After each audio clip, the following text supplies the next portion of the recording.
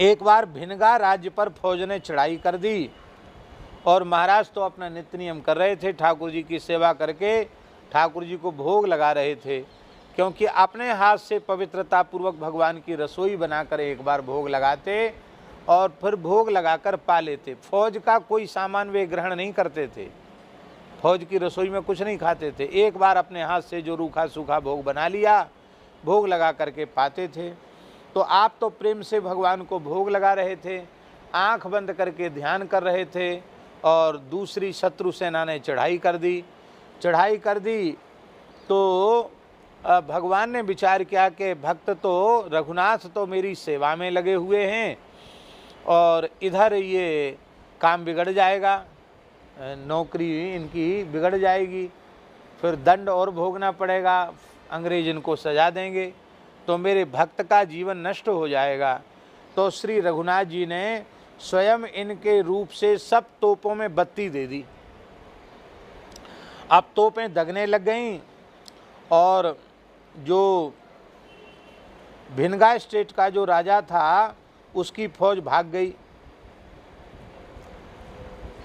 अब महाराज जी को बाद में होश आए, जब तोपें दगने लगी कि तोपें, लगता है हमारा काम कि जब हम नहीं पहुँचे ड्यूटी पर तो हमारा काम लगता किसी दूसरे ने कर दिया, तो ये तो बड़ा अपराध हुआ। अब जो हुआ सो हुआ, जो सज़ा मिलेगी सो मिलेगी, हम तो भगवान की सेवा में थे। इस भाव से वे अंग्रेज जो फौज का बड़ा ऑफिसर था रावर्ट, उसका नाम था रावर्ट साहब, सर रावर्ट साहब, उसके पास वो गए। तो रावर्ट साहब खड़ा हो गया उठ करके, बोले वाह रघुनाथ सिंह, तुम्हारी बहादुरी हमने विलायत को लिख दी है, तुमने बड़ी बहादुरी का काम किया। ठीक मौके पर मेरे आदेश की भी प्रतीक्षा नहीं की और शत्रु सेना पर तुमने ऐसे तोप दागे, ऐसे तोपों पर बत्ती दे दी कि वो सब भाग गए और फतेह हो गई, विजय हो गई। वाह धन्य है, और हम तुम्हारा ओहदा और बढ़ा दें, ओहदा माने पद, और बढ़ा देंगे। महाराज ने कहा हम तो ड्यूटी पर ही नहीं थे, हम तो अपने ठाकुर जी को भोग लगा रहे थे। और स्पष्ट हो गया कि श्री रघुनाथ जी ने ही मेरे लिए इतना बड़ा काम किया। बस आपको भगवत विश्वास तो था ही, और अधिक भगवत विश्वास दृढ़ हो गया और नौकरी से तुरंत इस्तीफा उन्होंने दे दिया। और वहीं से फौज लौट के घर नहीं गए, फौज से ही यद्यपि विवाह हो चुका था पर घर नहीं गए लौट करके। एक कमरी फाड़ के, कंबल की कमरी होती ना, कंबल की कमरी फाड़ के उसकी लंगोटी बांध ली, सब कुछ त्याग दिया।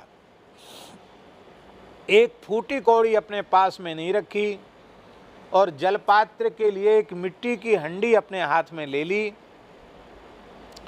और कमरी की कौपीन धारण करके फौज से ही बाबा रघुनाथ दास जी चल पड़े। काशी से हरिद्वार तक गंगा जी के किनारे किनारे 3 वर्ष तक वे नाम जप करते हुए विचरण करते रहे। और खाते क्या थे, ध्यान से सुनो। हम लोग कहते कि वहाँ मधुकरी मांग लाएंगे, वहाँ से ये खा लेंगे, वहाँ से वो खा लेंगे, और फिर सोचते हैं कि हम बहुत बढ़िया साधन कर रहे हैं। यहाँ सुनने की बात है, क्या खाते थे बाबा रघुनाथ दास जी, सुखराम दास जी सुन लो। हाँ, क्या खाते थे?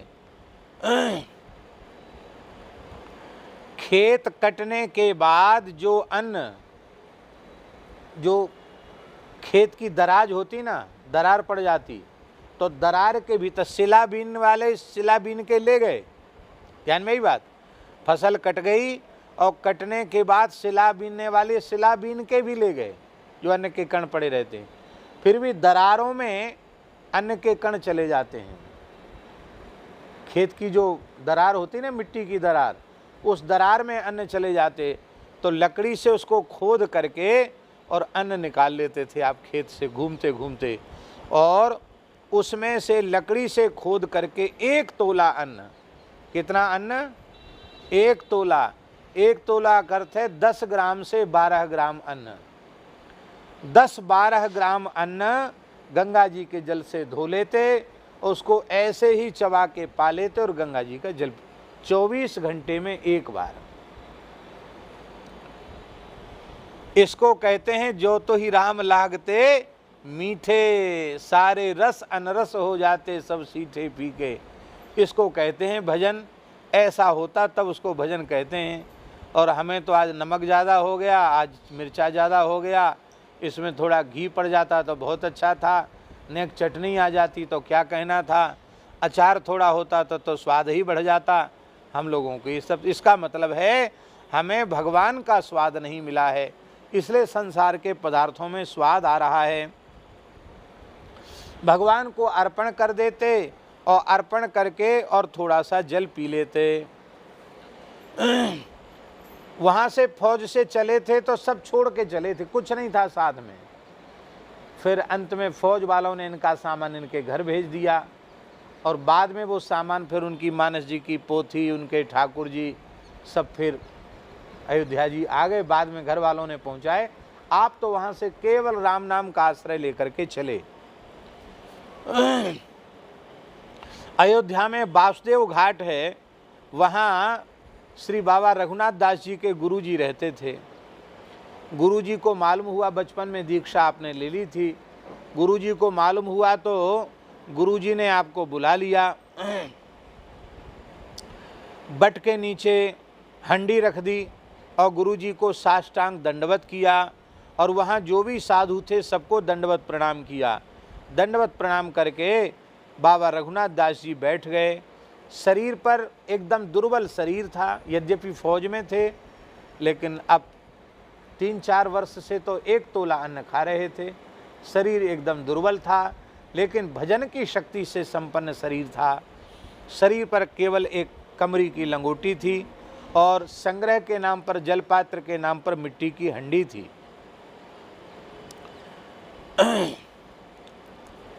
गुरुजी ने कहा रहो यहीं। कुछ दिन बाद लोगों ने एक फूस की झोपड़ी बना दी, उस झोपड़ी में आप बैठ कर के भजन करने लग गए।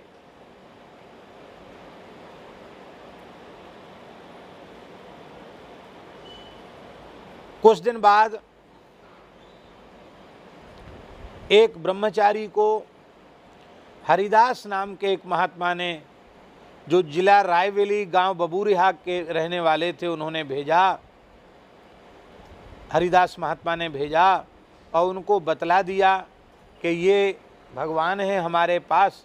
उनके पास बड़े शालिग्राम जी थे, जैसे अपने मलुक पीठ में 1.25 लाख शालिग्राम जी में बड़े शालिग्राम जी है ना एक, बिल्कुल वैसे ही बड़े शालिग्राम जी थे।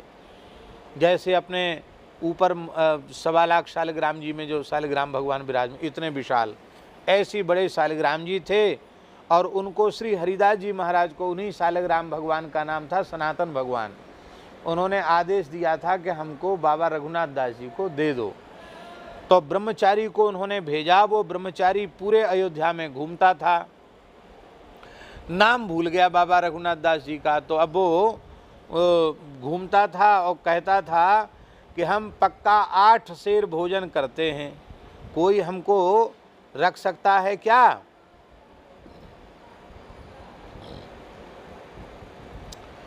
तो उस समय अन्न की वैसे भी कमी रहती थी, गरीबी तो थी ही। लोग कहते भैया क्या काम करोगे, 8 सेर भोजन करोगे, काम क्या करोगे?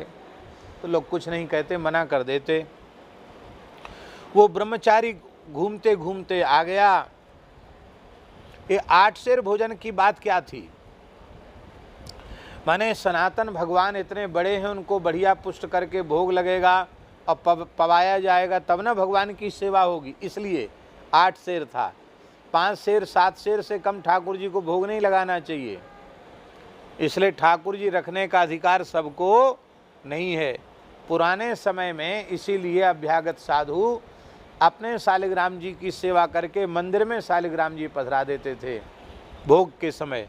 इसीलिए क्योंकि एक बार भोग के समय में 5.25 सेर से 7.25 सेर से कम भोग ठाकुर जी को नहीं धराना चाहिए।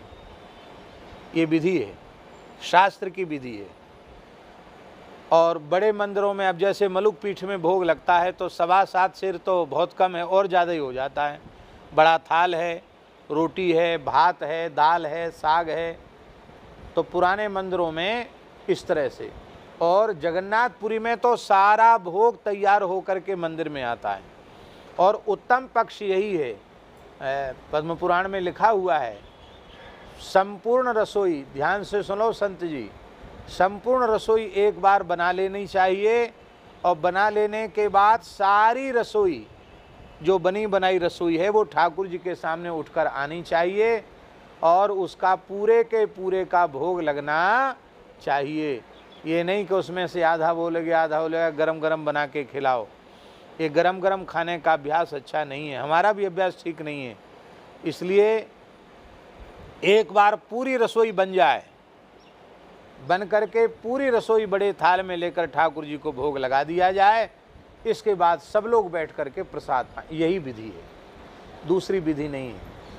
अर्ध पाक करके आधी रसोई आधी बना करके भोग लगा हुआ उचित नहीं है, पूरी रसोई बन करके भोग लगे, यही सबसे उत्तम पक्ष है। तो कहा हम 8 सेर पक्का भोजन करते हैं। वो ब्रह्मचारी घूमते घूमते महाराज जी के पास आ गया। सीताराम, शांति से बैठो। घूमते घूमते महाराज जी के पास आ गया और हाल कहा। महाराज जी के पास माने बाबा श्री रघुनाथ दास जी के पास आ गया। तो बाबा बोले कि इनको हम क्या खिलाएंगे, लाओ हमको दे दो, तुम जो ठाकुर जी लिए घूम रहे हो हमको दे दो, ये हमको भी खिलाएंगे और आपको भी खिलाएंगे, सबको खिलाएंगे, ये रख दो इनको हमारे पास। उस ब्रह्मचारी ने वो सनातन भगवान जो थे वो दे दिया, महाराज को दे दिया। महाराज ने उनको गुरुद्वारे में पधरा दिया। गुरुद्वारे का जो विद्याकुंड का मंदिर है, मंदिर में पधरा दिया, गुरुद्वारे में पधरा दिया। ब्रह्मचारी ने कहा इनका नाम सनातन भगवान है। कुछ दिन ब्रह्मचारी वहाँ रहे, बाद में ब्रह्मचारी चले गए। अब बाबा श्री रघुनाथ दास जी तो बटवृक्ष के नीचे उनकी झोपड़ी थी, उसी में बैठ के भजन करते थे और जितने मूर्ति थे उसी के हिसाब से स्थानों में रसोई बनती है। 100 मूर्ति हैं कि 50 मूर्ति, उसी हिसाब से रसोई सिद्ध होती है, उसी हिसाब से भोग लगता है, उसी हिसाब से रसोई बनती थी। पर बाबा रघुनाथ दास जी का स्वभाव ऐसा था कि कोई दिखाई पड़ जाए तो कह देते कि जाओ प्रसाद पाओ। अब बाहरी मैदान में पेड़ के नीचे उनकी झोपड़ी थी, कोई दिखाई पड़ता जाओ प्रसाद पाओ, पंगत हो रही जाओ प्रसाद पाओ। एक दिन गुरुजी उनके नाराज हो गए कि तुम जो भी आता उसको प्रसाद पाने के लिए भेज देते हो, ये तो ठीक नहीं है।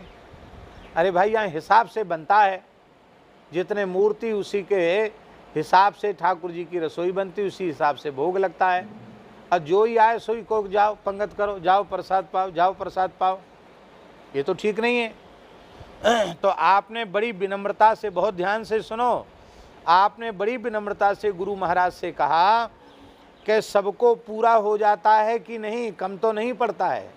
क्योंकि वो जानते थे सनातन भगवान जहाँ विराजे हैं वहाँ कम पड़ने वाला नहीं है। पहले ही उन्होंने कह दिया था कि हमको भी खिलाएंगे, तुमको सबको खिलाएंगे। तो अब ठाकुर जी की जिम्मेवारी है, कम कहाँ से पड़ेगा। गुरुजी ने कहा कि कम तो नहीं पड़ता है, पर तुम्हें इससे क्या मतलब कि कम पड़े कि ना पड़े कि ज़्यादा पड़े, इससे तुम्हें क्या लेना देना। तुम बड़े सिद्ध हो तो ले जाओ अपने ठाकुर जी को, अलग जाके बैठो, चिताओ और वहाँ सेवा करो।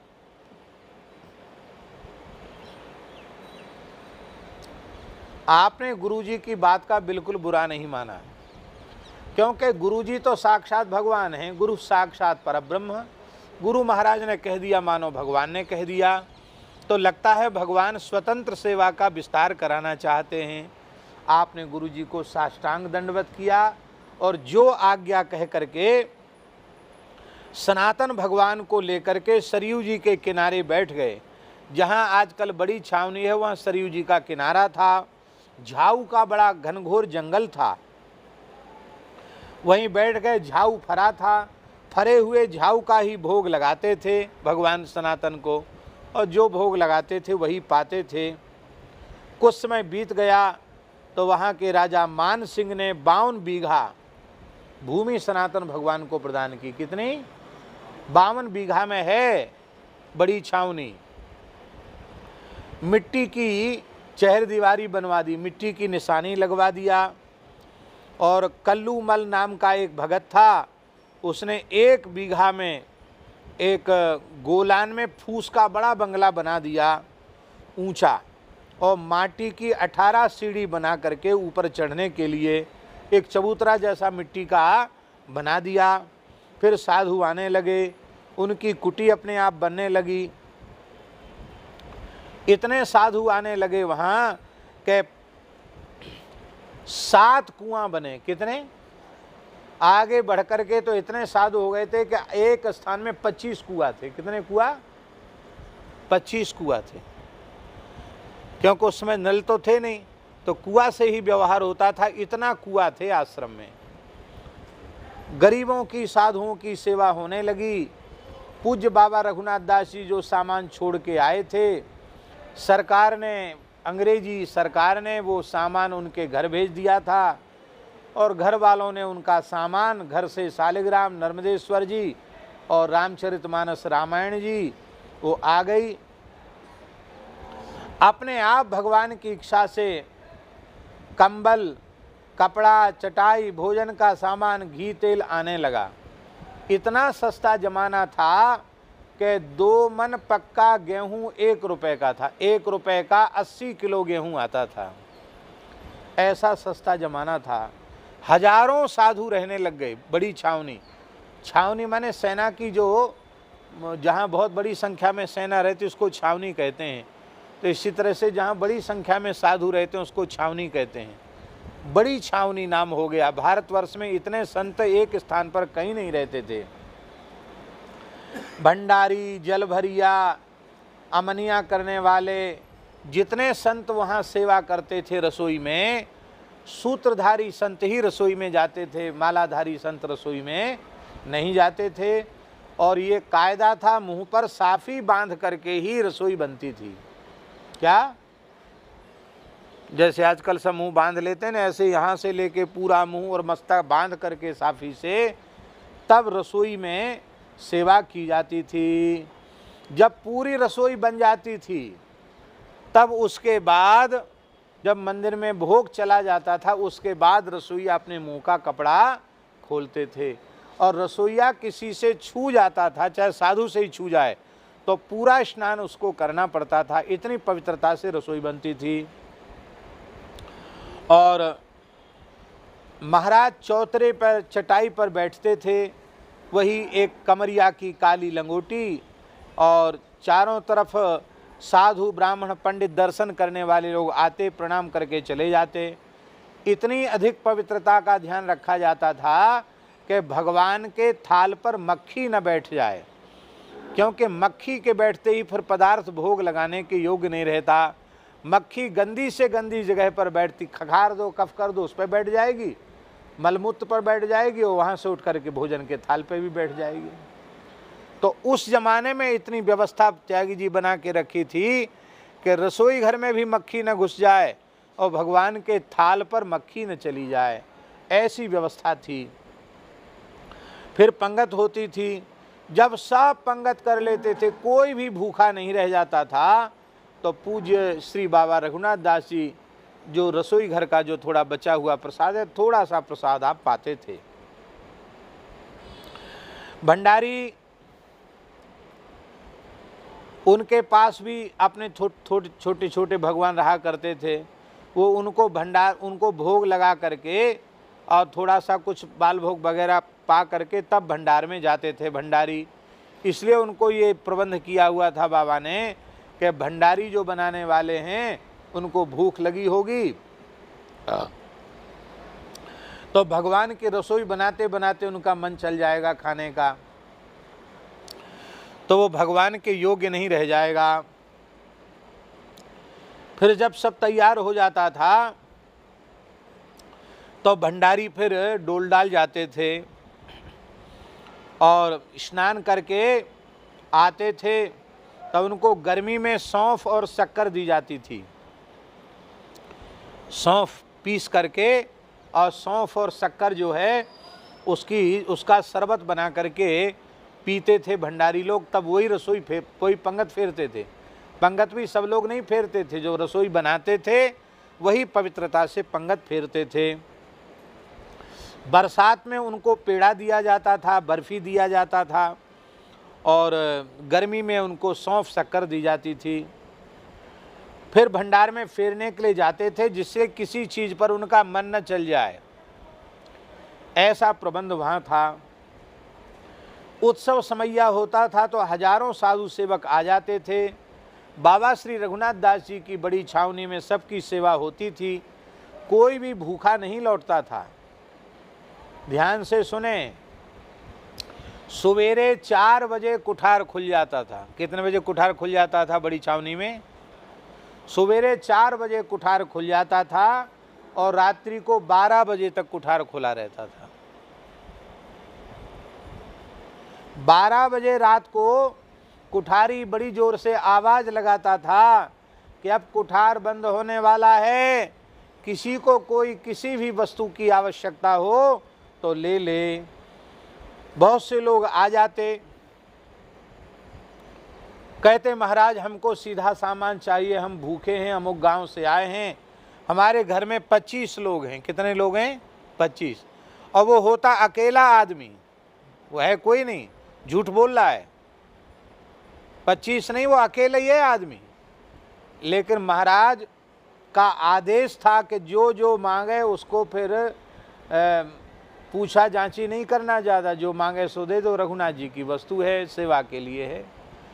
तो उस व्यक्ति को महाराज यह जानते थे कि अकेला ही है ये आदमी, फिर भी 25 मूर्ति का मांगता तो 25 का सीधा सामान उसको दे दिया जाता था। फिर वो कहता था महाराज इतना आटा, दाल, चावल, घी हम सब काय में ले जाएं। तब चादर साठिया तमाम धरे रहते थे, उनमें बांध दिया जाता था, पात्रों में घी तेल सब भर दिया जाता था। और कई बार वो कहते कि महाराज हम तो अब ले कैसे जाएं इनको, तो वहाँ से बैलगाड़ी भी कर देते कि जाओ अपने गांव तक इसको पहुँचा के आओ। ऐसी विलक्षण सेवा वहाँ थी। कोई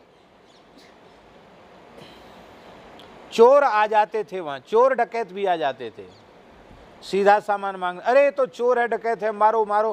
कहते नहीं, मारो नहीं, ये भगवान हैं, ये तो पेट के लिए आए हैं, इनका सत्कार करो, इनको भी खिलाओ। कोई कहता महाराज हमें ज़रूरत है, एक धोती चाहिए।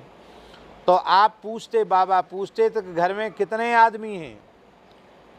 तो वो कह देते महाराज 10 आदमी है। तो एक एक आदमी को 2-2 धोती, तो कम से कम एक एक गमछा में 2-2 गमछा, 2-2 धोती मिलनी चाहिए। इसी हिसाब से सबको 2-2 धोती, 2-2 गमछा दे देते थे। तीर्थ यात्रा के लिए कोई जाता तो कपड़ा, बर्तन, खर्चा जो मांगता उसे दे देते थे। और हाथ जोड़कर बाबा रघुनाथ दास जी कहते थे, जहाँ तीर्थ यात्रा को जाना सब जगह हमारी दंडवत कर देना, ऐसा बोल देते। किसी से यह नहीं पूछते थे कि तुम कहाँ के रहने वाले हो। महाराज के आगे तमाम रुपया पैसा चढ़ता रहता, पर महाराज आंख बंद करके बैठे रहते, भगवान के ध्यान में निरंतर नाम जप करते रहते, क्योंकि जो तो ही राम लागते मीठे। संसार की किसी वस्तु में उनको स्वाद नहीं था। उसमें धेला, पाई, आना ये सब चढ़ाते थे लोग। तो कोई 2 पैसे की जगह किसी ने धोखे से 1 आना चढ़ा दिया तो बाबा की तो आंख बंद रहती थी, पर बाबा ऐसे सिद्ध थे कि बाबा छड़ी से उस 2 पैसा को हटा, 1 आना को हटा देते थे बेद से, ऐसे अलग कर देते थे और कहते थे भैया तुम 2 पैसा चढ़ाने के हिसाब से तुम भाव लेकर आए थे और तुमने 1 आना चढ़ा दिया धोखे से, तो ये भगवान की सेवा के योग्य नहीं है। जिसका जितना भाव उतनी ही सेवा लेनी चाहिए, तो वो ये वापस ले लो। ऐसी विलक्षण आपकी रहनी थी। एक आदमी ने 32 रुपया चढ़ाया। कितना रुपया? उस जमाने में 32 रुपये बहुत बड़ी चीज़ होती थी। 32 रुपया चढ़ाया तो महाराज जी ने बेत से उस 32 रुपये को हटा दिया और बोले ये तो घोड़ा बेच करके लाया है। क्या बोले? घोड़ा बेच करके लाया। 32 रुपये का उसका बहुत बहुत बढ़िया घोड़ा था। मैंने आज उस जमाने का 32 रुपये का घोड़ा आज 10-5 लाख का घोड़ा समझो उसको। उस घोड़े को बेच करके उस व्यक्ति ने धन दिया था। 32 रुपये में उसका घोड़ा बिका था। तो महाराज बोले इससे घुरियाद आती है, इस पैसा से ये राम जी की सेवा के योग्य नहीं है। पशुओं को बेच करके जो धन लाए हो और उटपटांग काम करके जो धन लाए वो धन भगवान की सेवा के योग्य नहीं है, साधु सेवा के योग्य नहीं है। बोले इसका भगवान का भोग नहीं लग सकता। महाराज के सामने रुपया पड़ा रहता है, सोने की गिन्नियाँ सरफियाँ भी लोग डाल जाते पड़ी रहती, पर आप आंख उठाकर उसको नहीं देते देखते। कुछ ऐसे भी आ जाते दर्शनार्थी जो देखते महाराज तो आंख मूंदे बैठे हैं, एक मुट्ठी इसी में से भर लो और जेब में धर के चले जाओ। ऐसे भी चोर भी चले आते थे। तो जब वो मुट्ठी भरने लग जाते थे ना धन की, तो बाबा श्री रघुनाथ दास जी महाराज आंख खोले हुए भी होते हैं ना, तो आंख बंद करके ऐसा मुंह कर लेते थे। जब वो ले जाए तब इधर मुंह घुमाते थे। ऐसे विलक्षण महापुरुष, क्योंकि उन्हें संसार की किसी वस्तु में आकर्षण ही नहीं था, किसी वस्तु में उनका स्वाद नहीं था। लोग समझते थे कि इनकी तो आंखें बंद हैं, ये तो देखते ही नहीं हैं। पर पूज्य श्री राम मंगल दास जी महाराज ने, गोकुल भवन वाले महाराज जी ने लिखा है कि श्री राम जानकी जी बाबा श्री रघुनाथ दास जी के नेत्रों के सामने निरंतर प्रकट बने रहते थे। साक्षात झांकी का दर्शन उनको होता रहता था। श्री सीताराम जी की विविध लीलाओं का दर्शन उन्हें होता रहता था। श्री हनुमान जी महाराज, शंकर भगवान उनके सामने सदा प्रकट बने रहते थे। ऐसे पूज्य बाबा श्री रघुनाथ दास जी महाराज। चैत में रामनवमी का मेला अयोध्या का बहुत बड़ा मेला होता है। सावन में झूला का मेला होता है। कार्तिक में अक्षय नवमी वाला मेला बहुत बड़ा, 3 मेला अयोध्या जी में बहुत बड़े होते हैं। उसमें महाराज जी पर इतनी पूजा आ जाती थी कि अयोध्या के राजा हनुमानगढ़ी हनुमान जी महाराज हैं, हनुमान जी से ज़्यादा चढ़ावा बाबा रघुनाथ दास जी के चरणों में आ जाता। तो आप साधु को भेज करके वहाँ हनुमानगढ़ी के मुनीम से, जो वहाँ मुनीम साधु है जो पैसे रुपए का हिसाब रखता है, उससे पता लगवाते थे कि हनुमान जी के पास कितना आया। तो वो कहता कि महाराज हनुमान जी पर तो 25,000 आया, 20,000 आया, और बड़ी छावनी में बाबा रघुनाथ दास जी के चरणों में 30,000 आया, 35,000 आया। तो जितना ज़्यादा आ जाता उतना हनुमानगढ़ी हनुमान जी को भेज देते। क्यों? बोले भाई हम तो प्रजा हैं, राजा तो हनुमान जी हैं। रघुनाथ जी ने हनुमान जी को गद्दी पर बिठाया, राजा बनाया, तो राजा से ज़्यादा आमदनी किसी की नहीं होनी चाहिए, इसलिए ज़्यादा आमदनी है वो राजा की है। हनुमानगढ़ी हनुमान जी की सेवा में भेज देते थे। ऐसे विलक्षण महापुरुष थे। किसी ज़माने में पहले पर्वत उड़ते थे, उनके पंख होते थे पर्वतों के, और वे पर्वत जो है यात्रा के लिए भी चले जाते थे। कभी कहीं बस जाते थे, तो कभी कोई अच्छा क्षेत्र लगता, वहाँ पर्वत जब उतर जाते तो सैकड़ों गांव चौपट हो जाते थे। तब देवराज इंद्र ने पर्वतों के पंख काट दिए, पर उनमें मैनाक पर्वत जो था वो समुद्र में चला गया, पाताल चला गया। जब बड़ा पर्व होता है तो कई बार मैनाक जी भी सरयू जी में गोता लगाने आते हैं। मैनाक, क्योंकि वो तो दिव्य पर्वत है ना, वो गोता लगाने आते हैं। तो गंगा, जमुना, सरस्वती, शारदा, ये सब सरयू, इनमें वो आते हैं स्नान करने के लिए। तो उस समय जल घुटना घुटना रह जाता है। एक बार बड़ा पर्व था, मेला था, और इसी तरह का वह दृश्य उपस्थित हुआ। महाराज जी को तो ज्ञान था सबके, इस समय मैना गोता लगाए हैं, तो ठेवने ठेवने जल हो गया सरयू जी में। अगाध जल था जबकि सरयू जी में, और महाराज पैदल चल करके ठेवने घुटने घुटने जल में पार करके चले गए। लोगों ने कहा तो बड़ी भारी सिद्धि है, चमत्कार। बोले कोई सिद्धि चमत्कार नहीं है, तुम लोग भी आ जाओ। तो हजारों लोग मेला के थे, सब आ गए। सबको बड़ा आश्चर्य हुआ कि यहाँ अथाह पानी, तो महाराज के पीछे पीछे चल गए तो घुटने घुटने पानी कैसे हो गया। सबको बड़ा भारी आश्चर्य हुआ। महाराज के पास वहाँ इतनी भीड़ चढ़ी कि अंबार लग गया। आपने कहा भैया उठाओ उठाओ, सब उठाओ और सब जो है सेवा में लगा दो, भंडारा होने दो। जोरदार भंडारा हुआ। इतनी घटनाएं हैं कि उनको कहा नहीं जा सकता, उनको लिखा नहीं जा सकता। इतनी सुंदर सुंदर घटनाएं महाराज के जीवन की हैं। भगवान श्री बाबा रघुनाथ दास जी महाराज चौतरा पर बैठे रहते थे। हम लोग जाते हैं ना दर्शन करने, तो अभी भी सनातन भगवान वाला स्थान ऊंचा है, वो चौतरा उसी जमाने का है। चौतरा पर बैठे रहते, हजारों साधु सेवक दर्शन करने आते रहते। आप आंख बंद करके निरंतर भगवान की लीलाओं का दर्शन करते रहते और एक क्षण के लिए भी उनका नाम रुकता नहीं था, निरंतर नाम जप करते रहते थे।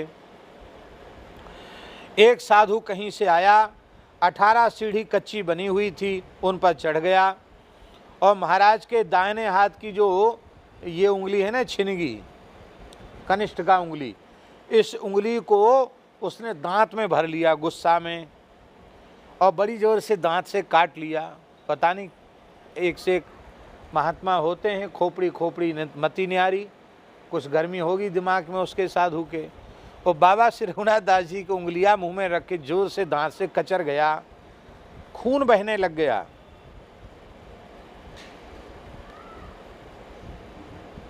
अब तो लोग बड़े नाराज हुए। महाराज ने प्रसन्नता से कहा, कुछ मत बोलो। कहा देखो ये साधु बड़ा भूखा है, भूखा नहीं होता तो अंगुली क्यों चबाता, भूखा है बेचारा इसलिए इसने अंगुली चबाई है, इसको सुंदर सुंदर मिठाई खवाओ।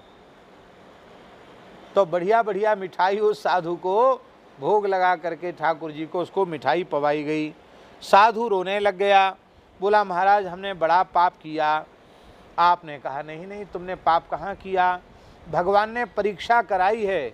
जो भजन करने वाले हैं उनको कोई मारे, काटे, गाली दे, अपमान करे, घायल कर दे, तो भी उनके मन में ऐसा व्यवहार करने वाले के प्रति क्रोध नहीं आना चाहिए, अपमान की अनुभूति नहीं होनी चाहिए।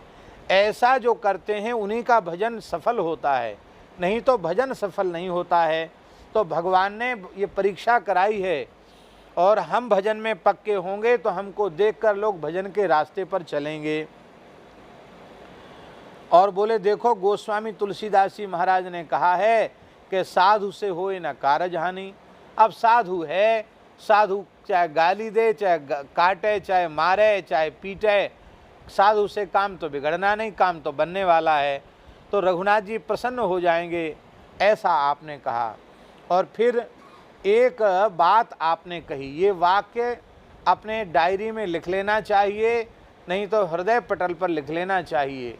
बाबा श्री रघुनाथ दास जी का वाक्य है, अपने को मिटा देना, अपने को मिटा देना, अपने को सबसे नीचा मान लेना साधु का काम है।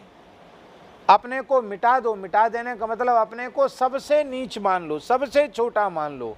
हमसे छोटा इस धरती पर और कोई नहीं है, हमसे क्षुद्र, हमसे नीच संसार में कोई नहीं है। ऐसा मान लो तो दीनता आएगी। तो दीनता जब आ जाएगी तो भजन की भीख, जो भिखारी दीन होता है उसी को ठाकुर जी भजन की भीख देते हैं। जीवन में दीनता नहीं होगी तो ठाकुर जी से भजन की भीख भी मिलेगी नहीं। और हम लोग दीनता की तो क्या चले, चल दुनिया करके अपने साधुता के अहंकार में ही भरे रहते हैं। हम तो बड़े भारी महात्मा हैं, हम बड़े भारी विद्वान हैं, पंडित हैं, त्यागी हैं, तपस्वी हैं, महंत हैं, श्री महंत हैं, महामंडलेश्वर हैं, और इसी अहंकार में मारे जाते हैं। महाराज ने बड़ी खातिर करवाई, समाधान करके भेजा। महाराज ने अंगुली धोई और खून धो दिया, और आपने कोई दवाई भी नहीं लगाई, अपने आप उनकी उंगली एकदम ठीक हो गई। उसने तो इतने जोर से काटा था कि चबा ही दिया था उंगली को, लेकिन उंगली पूरी जैसी की तैसी साबित उंगली हो गई, ठीक हो गई। अयोध्या में एक स्थान है सीता कुंड। सीता कुंड के पास गुफा में एक साधु रहता था। वह देर में आया पंगत में, और हजारों साधु सेवक खा चुके थे। अब भंडारी ने कुछ बचा नहीं था, एक हंडी में कढ़ी पकौड़ी बची थी। तो भंडारी ने बड़े प्रेम से कहा कि बाबा और तो कुछ नहीं है, ये हंडी भर कढ़ी पकौड़ी है, इसी को खा के भजन करो। दे दिया, एक हंडी भर के कढ़ी पकौड़ी दे दिया। साधु को प्रसन्न होकर ले लेना चाहिए था, ले तो लिया उसने, पर वो हंडी लेकर के और वो 18 सीढ़ी चढ़ कर के बाबा रघुनाथ दास जी के पास पहुंचा, जहाँ हजारों साधु ब्राह्मण और सब भगत जगत बैठे थे। वहाँ जा कर के बड़ी जोर से महाराज के मत्थे पर ही वो कढ़ी पकौड़ी हंडी वाली वो उनके सिर पर दे मारी। लेकिन ठाकुर जी की ऐसी विलक्षण लीला, उसने पूरे क्रोध में भर करके हंडी मारी थी, पर वो हंडी निशाना चूक गई, हंडी खंभे में लगी। बाबा खंभे से टिक के